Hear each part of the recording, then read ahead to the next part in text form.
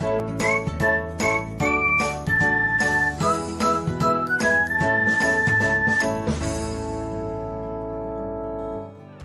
everyone, welcome back to another episode of Technologyglance.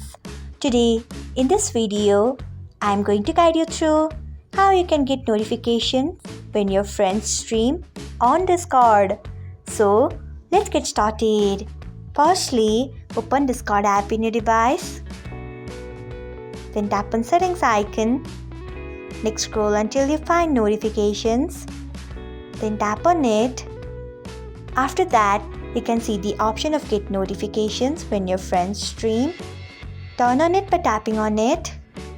So, this is how you can get notifications when your friends stream on Discord. Thanks for watching. If you found this guide helpful, we would love it if you hit the thumbs up button below. We upload great new tech tutorials like this one every day. So, do not forget to subscribe to our channel and hit the bell icon so that you'll never miss another update.